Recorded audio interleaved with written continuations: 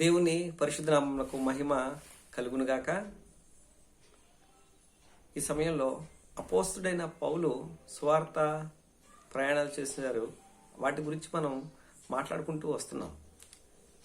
అందులో భాగంగానే ఈరోజు పౌలు గారు రోమా ప్రయాణం గురించి మనం మాట్లాడుకోబోతున్నాం. ఆత్మ నడిపింపు కోసం ప్రార్థిద్దాం.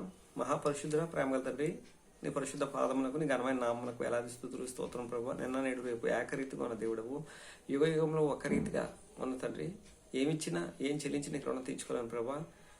నీ వాక్యంలోని ఆత్మీయ సారాన్ని, వాక్యాన్ని సారాన్ని గ్రహించి వాక్యానికి అనుగుణంగా మీకు ఇష్టడిగా, మీకు ఇష్టరాలుగా మేము జీవించే కృప, అట్టి భాగ్యము, అట్టి ధన్యత నీ బిడ్డలైన వారందరికీ దయచేయండి. తద్వారా మీరే ఘనత, మీరే ప్రభావం పొందమని మాట్లాడుతున్న నన్ను మరుగుపరిచి ఆత్మావేశంతో మాట్లాడి అనేక మందికి దీవెనకరంగా మారులాగా నీ మహాకృప కనికరం చూపించమని యేసునామములో ప్రార్థన అడుగుచున్నాము తండ్రి, ఆమేన్.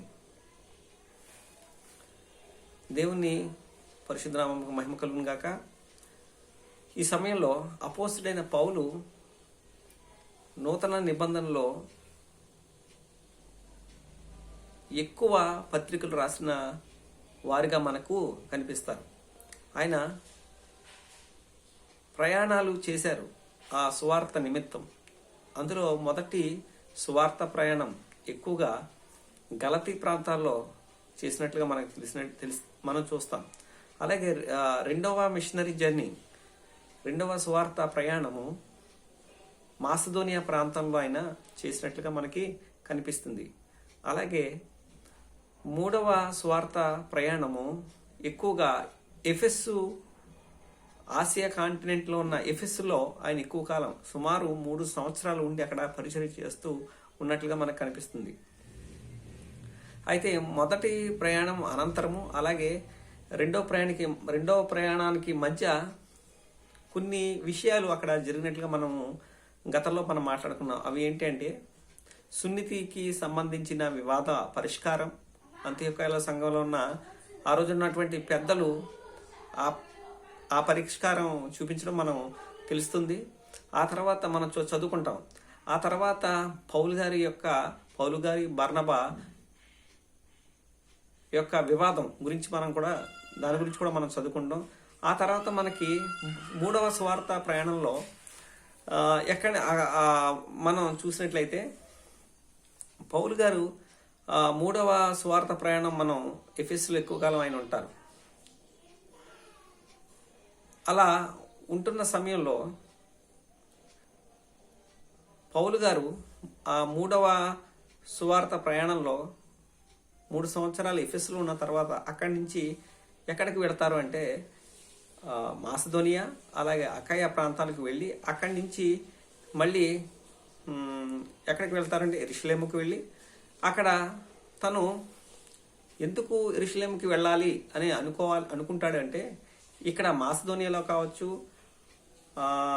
అకయాలో ఉన్న సంఘస్థులు, అనగా యూరప్ అలాగే ఆసియాలో ఉన్న వారు ఇక్కడున్న యెరూషలేములో ఉన్న సంఘానికి సహాయం, చందాని పోగు చేసి పౌలు గారికి అప్పచెప్పినట్లుగా అది తీసుకొని పౌలు గారు యెరూషలేము వెళ్దాము అని ఒక ఉద్దేశంతో యెరూషలేముకి మూడవ ప్రయాణం అనంతరం రావటం జరిగింది. అంతేకాదు ఆ రోజు ఉన్నటువంటి పండగకు పౌలు గారు అటెండ్ అవ్వాలి అని చెప్పి కూడా ఆయన బయలుదేరుతున్నట్టుగా మనకి కనిపిస్తుంది. యెరూషలేముకు రావడం గల ప్రధానమైన కారణాలు. అయితే ఆ పండగ, ఏ పండగ అది, పెంతెకోస్తు పండగకి రావాలి, అక్కడ పార్టిసిపేట్ చేయాలని చెప్పి పౌలు గారు అనుకోవడం. ఈలోపు అక్కడున్న పెద్దలు పౌలు గారికి విషయాలని చెప్పడం. మనం గత ప్రయాణాల్లో, మూడవ ప్రయాణంలో ఈ విషయాలన్నీ కూడా మనం మాట్లాడుకున్నాం. పౌలు గారు అక్కడి నుంచి యెరూషలేముకు రావడం, యెరూషలేముకు ఆ చందాన్ని ఇచ్చి ఆ సంఘ పెద్దలకి వారికి సహకరించినట్లుగా మనం చూస్తాం. అదే సమయంలో ఆయన దేవాలయంలోకి వెళ్ళి తన మొక్కుబడిని చెల్లిస్తున్న సమయంలో యూదులు, ఎఫెసు నుంచి వచ్చిన యూదులు పౌలు గారి మీద పడిపోయి పౌలు గారిని పట్టి దేవాలయంలో బంధించడం మనం చూస్తాం. ఆ తర్వాత పౌలు గారిని తీసుకువెళ్ళి శతాధిపతి దగ్గరికి తీసుకెళ్ళటం, ఆ తర్వాత అక్కడి నుంచి మహాసభ ఎదుటకు తీసుకువెళ్ళటం, మహాసభ ఎదుట తన గురించి తాను చెప్పుకోవడం, ఆ తర్వాత పౌలు గారి మీద కుట్ర చేసి చంపేద్దాము అనుకున్న యూదుల కుట్ర శతాధిపతికి తెలియటం, అక్కడి నుంచి పౌలు గారు యెరూషలేము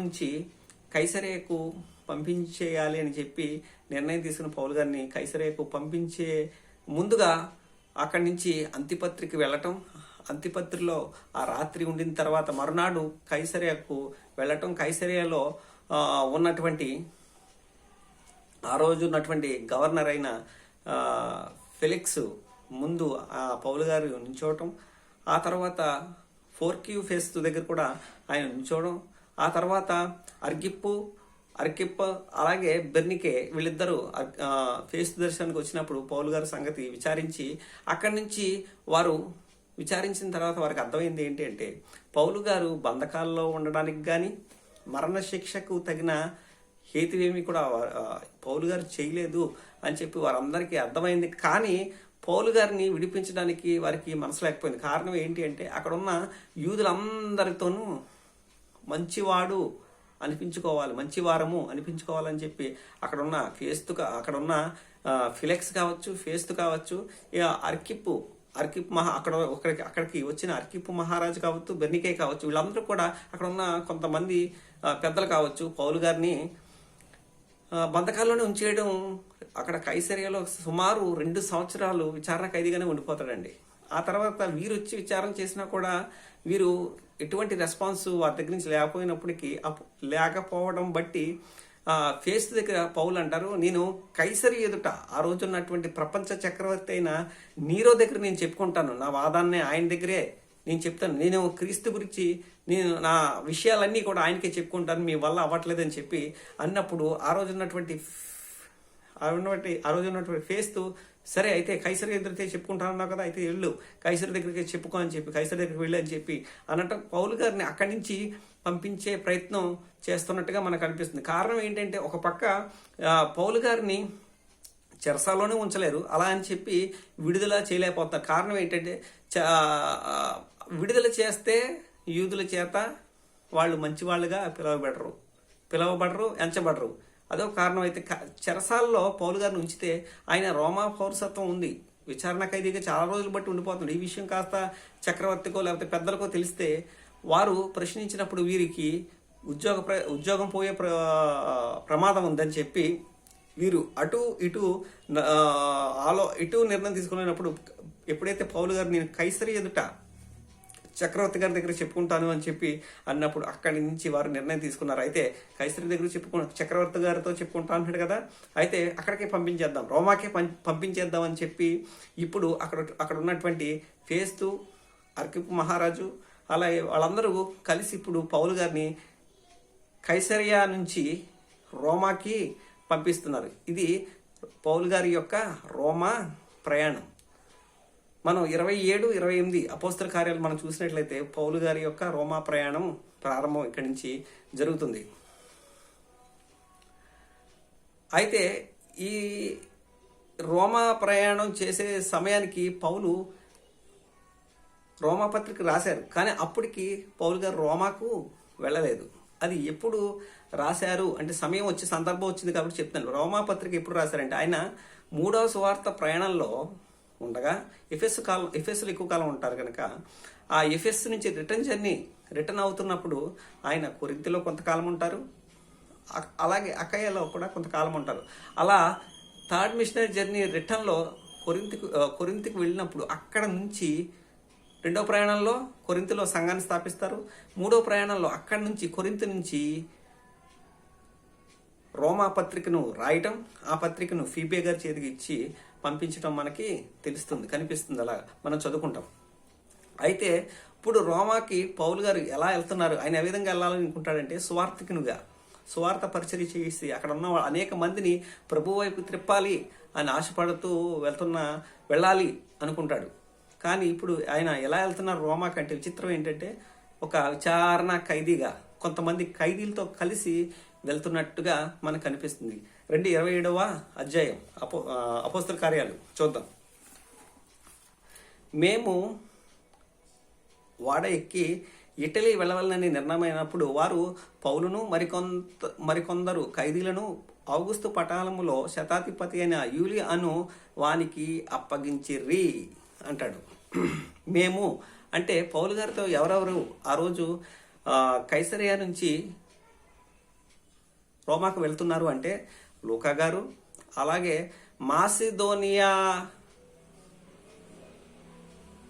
మాసిదోనియాలోని ప్రధాన పట్టణమైన తెస్సలోనిక పట్టణస్థుడైన అరిస్తర్కును, లూకా గారు, అలాగే పౌలు గారి లూకా గారు, అరిస్తర్కును, అలాగే ఆ రోజు ఎఫెసీయుడైన ఒక సహోదరుడు ఎఫెసీయుడైన త్రోఫీము, అరిస్తర్కు, త్రోఫీము, లూకా గారు, అలాగే మరికొంతమంది సహోదరులు కలిసి, అలాగే మరికొందరు ఖైదీలు, అక్కడ ఉన్నటువంటి ఖైదీలతో పాటు ఔగస్తు పటాలంలో శతాధిపతి అయిన యూలి, ఆ శతాధిపతి పేరేంటండి? యూలి చేతికి వారిని అప్పచెప్పినట్టుగా మనకి ఇక్కడ కనిపిస్తుంది. ఆ రోజు ఉన్నటువంటి సైనికులు, అక్కడున్న సైనికులు కావచ్చు, సైన్యాధిపతులు కావచ్చు, శతాధిపతులు కావచ్చు, సహస్రాధిపతులు కావచ్చు, ఎవరైనా సరే ఆ ఖైదీల విషయంలో బహు జాగ్రత్తగా ఉండాలి. రోమా చట్టాల ప్రకారం సైనికులకి ఒక కఠినమైన బాధ్యతలు ఉన్నాయి. కారణం ఏంటి అంటే వారు ఏదైనా తప్పు చేసినా లేదా వారి అండర్లో నుంచి ఎవరైనా ఒక్క ఖైదీ తప్పించుకుంటే, ఆ ఖైదీ తప్పించుకుని పారిపోతే అతని ప్రాణానికి బదులు ఎవరైతే కావలిగా ఉన్నారో ఆ సైనికుడి యొక్క ప్రాణాలు రోమా ప్రభుత్వం తీసేస్తుంది. శిక్షించడం కాదు, ఉద్యోగంలోంచి తీసేయడమే కాదు, ప్రాణాలనే తీసేస్తుంది. అదే విషయాన్ని మనం అపోస్తల కార్యం 12వ అధ్యాయంలో మనం చూస్తాం. అదేంటంటే పేతురు గారు చెరసాల్లో పెట్టేస్తారు పేతురు గారిని. అప్పుడు చెరసాల్లో పెట్టి బంధించినప్పుడు ఆ రోజు జరిగిన విషయం ఏంటంటే దేవదూత వచ్చి పౌలును విడిపించిన తర్వాత అక్కడ ఉన్నటువంటి సైనికులు శిక్షకు గురైనట్టుగా మనం చూస్తాం. వాళ్ళు ఉద్యోగాలనే తీయలేదండి, వారి ప్రాణాలను కూడా తీసేశారు. మనం అపోస్తల కార్యాలు చూసినట్లయితే ఆ విషయం మనకి అపోస్తల కార్యం 12వ అధ్యాయం మనం చూసినట్లయితే ఆ విషయం మనకు తెలుస్తుంది. పేతురు ఇంకాను అప్పుడు ఏమైందంటే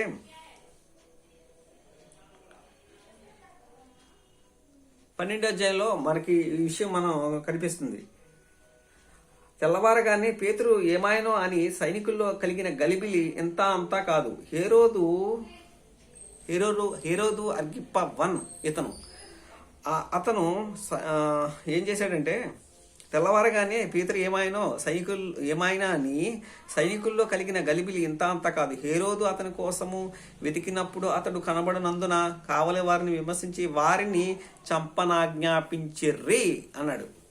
అంటే పేతురు గారు కనిపించినందుకు అక్కడ ఉన్న సైనికులందరూ ఎంతమంది అయితే ఉన్నారో ఆయనకి అండర్లో ఆయనకి ఎవరైతే రెస్పాన్సిబిలిటీ వాళ్ళందరినీ కూడా చంపేశారు. కారణం ఏంటంటే ఆ రోజు ఉన్నట్టు హేరోదు చంపేశాడు. కారణం ఏంటి అంటే రోమా చట్టాలు అంత కఠినంగా ఉంటాయి. అంతేకాదండి, మనం పౌలు గారు సెకండ్ మిషనరీ జర్నీలో ఆయన ఫిలిప్పు అనే ప్రాంతానికి వెళ్ళినప్పుడు అక్కడ చెరసాల నాయకుడు కూడా ఒక ఆయన ఉంటాడు. ఆ చెరసాల నాయకుడు ఆ రోజు అప్పుడు అక్కడ పౌలు గారిని చెరసాల్లో పెట్టి బర్నబా ఆ రోజు శీల పౌలు గారిని చెరసాల్లో పెట్టి బంధించినప్పుడు అక్కడ వారు స్తుతిస్తూ ఆరాధిస్తున్నప్పుడు చెరసాల సంఖ్యలు తెగిపోవడం, అక్కడ భూకంపం కలగటం, చెరసాల తలుపులన్నీ తెరుచుకొని పోవడం వల్ల అక్కడ ఉన్నటువంటి చెరసాల నాయకుడు తాను కత్తి దూసి ఆత్మహత్య చేసుకునే ప్రయత్నం చేస్తాడు. కారణం ఏంటి అనుకుంటే రోమా ప్రభుత్వం గురించి బాగా తెలుసు. ఎవరైనా ఒక్క ఖైదీ పారిపోతేనే మన ప్రాణాలు తీసేస్తారు. ఇప్పుడు అందరూ పారిపోయారు. ఇంకా వాళ్ళ చేతుల్లో చచ్చిపోవడం కంటే నేను చనిపోవడం మంచిదని చెప్పి తాను చంపుకునే ప్రయత్నం చేస్తాడు ఆ రోజు ఉన్నటువంటి చెరసాల నాయకుడు. అందుకనే మనం చూసినట్లయితే ఈ 27వ అధ్యాయంలో మనం చూస్తాం, మరికొందరు ఖైదీలు ఔగుస్తు పట్టణంలో శతాధిపతి అయిన యూలి అను వానికి అప్పగించిరి. ఆసియా ఇప్పుడు ప్రయాణం చేస్తారు. అక్కడ ఉన్న సైనికులు, శతాధిపతితో పాటు మరికొంతమంది సైనికులతో పాటు పౌలు గారు ఇప్పుడు ఎక్కడికి వెళ్తున్నారంటే రోమాకు బయలుదేరి వెళ్తున్నట్టుగా మనకి ఇక్కడ చదువుకుంటాం. ఆసియా దరి వెంబడనున్న పట్టణములకు ప్రయాణం చేయబోవు అద్రిముత్తియ పట్టణపు వాడనెక్కి మేము బయలుదేరితిమి. మాసిదోనీయుడైన ఇప్పుడు ఎక్కడికి వెళ్తున్నారంటే కైసరియా నుంచి రోమాకు వెళ్తున్నారు. అయితే రోమాకు డైరెక్ట్గా వాడ దొరకకపోయినప్పటికీ వాళ్ళు ఎక్కడ దాకా వెళ్తారంటే ఒక దగ్గర ఎక్స్చేంజ్ చేద్దామని ముందే ఆలోచించుకొని అద్రిముత్తియ అనే పట్టణానికి వెళ్తున్న వాడను ఇక్కడ కైసరియలో ఎక్కుతారు. ఎక్కడ దిగుతారంటే మూరలో దిగి మళ్ళీ అక్కడి నుంచి రోమాకు వెళ్ళే వాడ అలస్కేంద్రియ వాడ ఎక్కుతారు. అది మనం ఆ తర్వాత చదువుతాం. అయితే ఇక్కడ మూర నుంచి ఇక్కడ అద్రిముత్తియ వాడ పట్టణపు వాడనెక్కి మేము బయలుదేరితిమి. మాసిదోనీయుడును తెస్సలోనిక పట్టణస్థుడైన అరిస్తారుకు మాతో కూడా ఉండెను. మరునాడు సీదోనుకు వచ్చితిమి. సీదోను అనగా మనకి చదువుకుంటాం కదా, అది ఎక్కడ ఉంటుందంటే అది ఫినికే ప్రాంతం అంట. ఫినికే, తూరు సీదోను ఈ ప్రాంతాలని కలిపి మనం ఏమంటామంటే ఫినికే అంటాం. ఫినికే ప్రాంతానికి వచ్చి అక్కడ సీదోనుకు వచ్చేది. అప్పుడు యూలి ఎప్పుడైతే సీదోనికి వచ్చారో పౌలు గారికి యూలి ఉన్నాడు కదా శతాధిపతికి పౌలు గారి మీద దయ. ఎందుకంటే ఆయన దైవ సేవకుడు, ఆయన మ్యాన్ ఆఫ్ గాడ్, దేవుని మనిషి, పరిచారకుడు అని పౌలు గురించి క్షుణ్ణంగా తెలిసిన వ్యక్తే యూలి.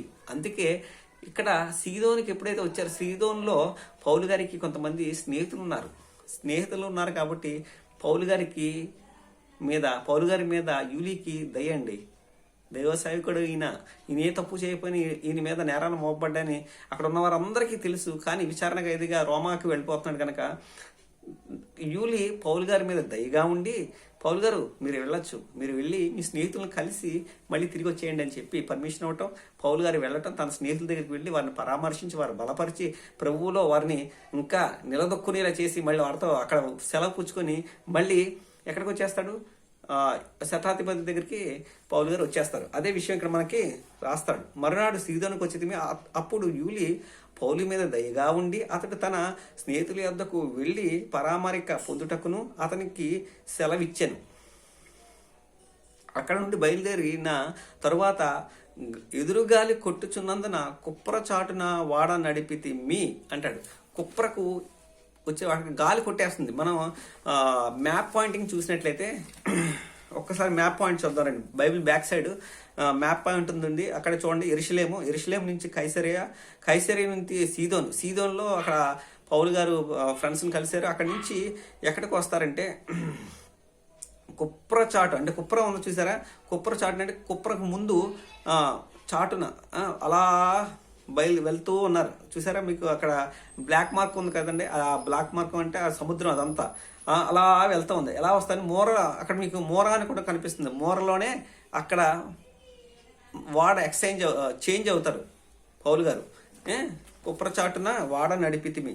ఇప్పుడు మీరు మ్యాప్ చూసినట్లయితే ఈ విధంగా వాళ్ళు ప్రయాణం చేసి వెళ్తున్నారు అనేది మనకి అద్రిముత్తి అనేది ఎక్కడ ఇటు సైడ్ అంటే అద్రిముత్తి బాగా ఆసియాకి పైన ఉంటుంది. అది ఆసియా పైన ఉంటుంది. అయితే ఆసియా పైన ఉంటుంది కాబట్టి మనం వెళ్తుంది ఆసియా కాదు కానీ రోమాకి వెళ్ళాలి కాబట్టి ఇక్కడ మూరలో ఎక్స్చేంజ్ అయిపోయి ఇక్కడ నుంచి ఇక్కడ అలస్కేంద్రియ వాడ ఇక్కడి నుంచి రావటం, మూరలో వాళ్ళు ఎక్స్చేంజ్ అవ్వటం, అలస్కేంద్రియ వాడ అక్కడి నుంచి డైరెక్ట్గా ఇటలీకి వెళ్ళిపోతుంది రోమాకి. అక్కడ అందుకనే మూరలో చేంజ్ అవుతారు. ఆ విషయాన్ని మీరు గమనించాలి. అక్కడ నుండి బయలుదేరిన తర్వాత ఎదురుగాలి కొట్టుచున్నందున కుప్రచాటున వాడ నడిపితిమి మరియు కిలికియాకును పంపులియాకును ఎదురుగా ఉన్న సముద్రము దాటి లూకియాలో ఉన్న మూరకు చేరితిమి. ఈ మూరకు వచ్చారు. ఇక్కడ ఆ మూరలో అక్కడ శతాధిపతి ఇటలీ వెళ్ళనై ఉన్న అలస్కేంద్రియ పట్టణపు వాడ కనుగొని, ఈ అలస్కేంద్రియ ఎక్కడ ఉందండి? ఐగుప్తు కింద మీరు చూసినట్లయితే మ్యాప్లో ఐగుప్తు దగ్గర అలస్కేంద్రియ, ఈ అలస్కేంద్రిక స్ట్రైట్గానే మూర ఉంటుంది చూడండి. ఓకే, అక్కడి నుంచి వాడ వస్తుంది. అక్కడ చేంజ్ అవుతున్నారు. ఇక్కడ వాడ చేంజ్ అవుతున్నట్టుగా మనకు ఇక్కడ రాయబడింది. మూరకు చేరితిమి, అక్కడ శతాధిపతి ఇటలీ వెళ్ళనే ఉన్న అలస్కేంద్రియ పట్టణపు వాడను కనుగొని అందులో మమ్మల్ని ఎక్కించారు. అనేక దినములు మెల్లగా నడిచి ఎంతో కష్టపడి క్రీతుకు ఎదురుగా వచ్చినప్పుడు గాలి మమ్మను పోనీయనందున క్రేతు చాటున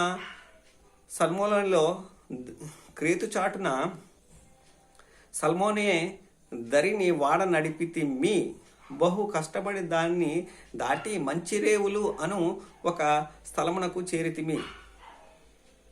దాని దగ్గర లసయ్య పట్టణం ఉండేది. ఇప్పుడు ఎక్కడికి వచ్చేసారంటే మంచిరేవులు. ఇది ఎక్కడ ఉంది అంటే మంచిరేవులు. మనం ఒకసారి చూసినట్లయితే క్రేతు దగ్గరగా వాళ్ళు వచ్చినట్లుగా మనకు ఈ మంచిరేవు లసయ్య చూసారా? సల్మోలో ఇక్కడ మనం చూసినట్లయితే మధ్యధరా సముద్రము అని రాయబడి ఉంది కదా, దాని పైనే ఉంటుంది లసయ్య, సల్మోనే, ఈ క్రేతు, ఇవన్నీ కూడా దగ్గరగానే ఉంటాయి మీరు చూసినట్లయితే. ఆ తర్వాత ఏం జరిగిందంటే లసయ్య పట్టణం ఉండెను. చాలా కాలమైన తర్వాత ఉపవాస దినము కూడా అప్పటికి గడిచినందున ప్రయాణం చేయట అపాయకరమై ఉండెను. అప్పుడు పౌలు, అయ్యలారా, ఈ ప్రయాణం వలన సరుకులకును వాడకు మాత్రమే కాక మన ప్రాణములకు కూడా హానియు బహు నష్టమును కలుగునట్లు నాకు తోచుతుందని చెప్పి వారిని హెచ్చరించాను. అయినను శతాధిపతి పౌలు చెప్పినది నమ్మక వాడ